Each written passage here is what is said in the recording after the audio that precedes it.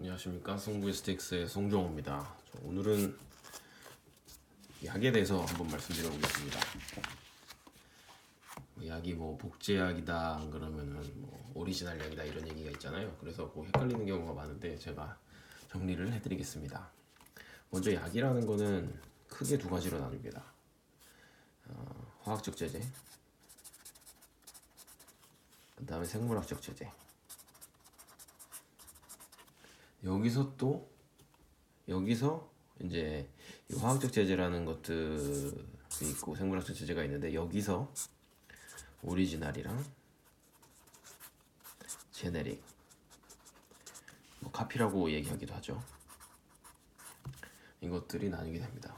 그럼 생물학적 제제에도 오리지널이 있겠고요. 근데 이거는 카피이긴 한데 카피라고 부르진 않고 제네릭이라고 부르지도 않고 바이오 시밀러라고 부릅니다. 자, 그러면은 화학적 제제랑 생물학적 제제의 차이부터 말씀드리겠습니다. 화학적 제제는 우리가 보통 많이 알고 있는 약들이에요. 뭐 타이레놀, 뭐 아스피린, 그리고 대부분 우리가 먹는 약은 거의 화학적 제제라고 보시면 됩니다. 그렇다면 생물학적 제제는 뭐냐? 생물 뭐 항체라든지, 안 그러면 혈액이라든지 이런 생물학적 물질을 기반으로 만든 그런 제제를 생물학적 제제라고 하고요. 이런 거 같은 경우에는 화학적 제제랑은 다르게 관리 감독을 하고 있습니다. 그래서 물론 이게 조금 더 진보된 형태, 어쨌든 최근에 들어서 만들기 시작한 약물이라고 볼 수 있겠고요. 그래서 이것들은 다르게 관리 감독을 하고 있습니다. 그래서 먼저 화학적 제제에서 오리지널하고 제네릭의 차이는 뭐냐면요. 먼저 뭐 비타민 C라든지, 안 그러면은 뭐 비타민 B, 뭐 이런 것들은 자연 유래 물질이잖아요. 그래서 이런 것들은 특허가 되지 않습니다. 그 말인즉슨 굉장히 돈을 많이 들여서 제약회사가 개발을 하고 효과를 입증한다고 하더라도 그것들이 독점적 수익을 보장해 주진 못하죠. 그래서 화학적 제제들은, 반면에 화학적 제제들, 뭐 다시 이걸 예를 들어볼게요. 타이레놀이나 아스피린 같은 것들은 물론 이건 무슨 나무 껍질이었던 것 같은데, 무슨 원재료가 추출했던 재료가, 어쨌든 이런 제제들 같은 경우에는 새로 합성을 한 물질이기 때문에 이런 건 특허 등록이 됩니다. 그래서 이런 것들은 특허의 보호를 받죠. 그래서 이런 식으로 새로 개발해서 특허 등록한 약물을 오리지널 약물이라고 해요. 근데 다른 것들과 마찬가지로 이것도 특허가 완료가 되겠죠. 다른 제품이랑 다르게 의약품의 특허는 짧습니다. 어쨌든 그 페이턴트가 만료가 되면, 특허가 만료가 되면 어떤 회사든지 이 제품을 만들 수 있게 돼요.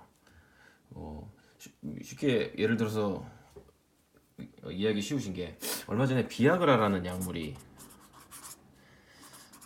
이슈가 됐었죠. 비아그라가 미국의 파이자라는 회사에서 만든 약인데, 요 약이 특허가 풀리게 됩니다. 이게 몇 년 전이었죠. 그랬더니 우리나라에서 88정, 세우그라, 뭐라 그러지, 또 헤라그란가? 하여튼 이런 식으로 막 무수히 많은 제네릭들이, 카피약들이 나오게 돼요. 이게 요것들을 다시 한번 말씀을 드리자면, 이 비아그라라는 거는 상품명입니다.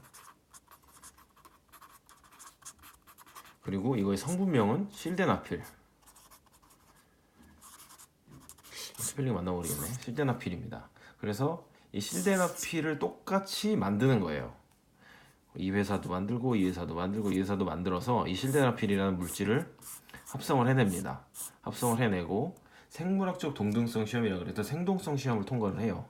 그게 뭐냐면, 이게 실제 실데나필이랑, 얘들이 만든 실데나필이 이 실데나필이랑 생물학적으로 동등하다, 같은 반응을 이끌어낼 것으로 기대가 된다, 비열등하다, 이런 검사를 통과하게 되면은 얘들도 실데나필을 만들어 팔 수 있게 됩니다. 대신에 비아그라라는 상품명 쓰지 못하겠죠. 이거는 말 그대로 상품명이니까. 그래서 얘들은 실데나필을 똑같이 성분명으로 해서 팔지만 88점, 얘들은 세우그라, 헤라그라, 뭐 이런 식으로 제네릭 약물이 나오게 돼요. 그러면 이게 비아그라가 10,000원 돈 됐었나요? 이게 50ml 제형이 있고 100ml 제형이 있었는데, 근데 지금 88전 같은 경우 2,000원 이런 식으로 상당히 싸게 되죠. 왜냐면 이렇게 싸게 되는 게 얘들이 그동안 폭리를 취했다 이런 개념이 아니고요. 얘들은 사실 무에서 유를 창조해낸 거잖아요. 어떻게 보면은 이런 약물이 있으리라고 상상하지 못했던 타이밍에 이런 약물을 개발을 한 거고, 물론 이거는 처음부터 발기부전 치료제로 개발된 건 아니었습니다. 어쨌든 어떤 약물을 개발하다가 이런 효과가 있네. 실제 기대했던 그 심혈관 질환 관련된 효과는 없었지만 이런 효과가 있네라고 하면서 이쪽으로 더 연구를 해보니까 실제로 엄청난 효과가 있었던 거죠. 그래서 사실은 이런 약들을 개발할 때 엄청나게 많은 그 후보 물질들을 가지고 엄청나게 오랫동안 긴 동안 시험을 하게 되고 그리고 그 시험하는 동안 굉장히 많은 또 돈이 들어가겠죠. 그리고 또 임상 연구를 또 해야 돼요. 이거 내가 해봤더니 효과가 좋은 것 같아 하고서는 뭐 패키지에서 팔 수는 없잖아요. 그래서 임상 시험을 뭐 동물, 그러니까 뭐 인비트로에서도 하고, 그다음에 인비트로, 그러니까 뭐 실험실에서 해보는 거예요. 이런 반응이 진짜로 일어난다. 그럼 이게 실제로도 효과가 있느냐? 또 동물 실험을 하고 또 다 통과가 됐을 경우에 사람한테 하게 되는데, 이것도 한 번만 통과한다고 되는 게 아니라 임상을 3개의 임상을 통과를 해야 허가가 나게 됩니다. 그리고 또 이게 또 지나고 나서도 또 약가를 받아야 되겠죠. 물론 이건 비보험으로 출시가 된 약이긴 합니다. 어쨌든 이런 긴 기간 동안 뭐 1, 2년이 아니에요. 이건 굉장히 오랜 기간 동안 뭐 1, 20년이 될 수도 있고요. 그리고 또 굉장히 많이 돈이 들어갔는데 실패한 약들이 사실은 대부분입니다. 그래서 이런 연구 과정이라든지 이런 개발 과정에 대한 비용이 다 그 약 가격에 포함되어 있는 거기 때문에 무조건 비싸다 이렇게 하기는 좀 어폐가 있어요. 그래서 어쨌든 제네릭은 보통 저렴합니다. 그래서 오리지널하고 제네릭의 차이는 그렇고요. 그리고 생물학적 제재 같은 경우도 사실 기본 컨셉은 똑같아요. 오리지널이 있고 페인트가 만료되면 카피를 만들 수 있는데, 좀 전에 말씀드렸던 것처럼 이건 케미칼이기 때문에 그냥 합성을 해내면 됩니다. 화학적으로 합성을 해내면 돼요. 생물학적 제재 같은 경우에 화학적으로 확성하는 게 아니기 때문에, 또 생명체를 이용하는 거기 때문에 뭐 포멘터라든지 이런 것도 필요하기도 하고, 어쨌든 인증받는 것도 더 힘들고 만들기도 더 어렵고 인증받기도 더 힘들어요. 만드는 게 어려우니까 인증도 힘들겠죠. 근데 어쨌든 그렇기 때문에 요것들 바이오시밀러를 할 수 있는 공장들이 많지가 않습니다.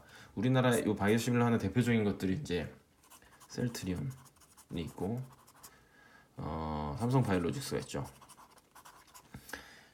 이런 것들이 바이오시밀러 회사예요. 뭐 허셉틴이라는 휴미라 허셉틴 이런 항암제 같은 경우가 이 바이오시밀러에 해당이 되고요. 이렇습니다. 기본적인 컨셉은 약의 종류, 복제약이다, 카피약이다 하는 거는 보통 오리지널 약의 오리지널 약, 그쵸? 페이턴트가 끝난 오리지널 약을 다른 회사에서 원 개발사가 아니라 다른 회사에서 제조해서 판매하는 제품을 말합니다. 그게 카피약이라고 보시면 되고요. 앞서 말씀드렸던 것처럼 국가에서 제시한, 식약청에서 제시한 우리나라 같은 경우 KFDA죠. 그래서 제시한 생동성 시험을 통과했다. 통과해야만 복제약을 출시할 수 있기 때문에 복제약 무조건 나쁘다. 이건 아니에요. 이거는 사실은 장려하는 부분이기도 합니다. 왜냐면은 우리가 약을 사 먹을 때 어쨌든 보험 재정이 들어가게 되잖아요. 그래서 그런데 뭐 오리지널보다는 우리나라 같은 경우 오리지널 약가도 페이턴트 끝나면 강제 인하시키긴 합니다.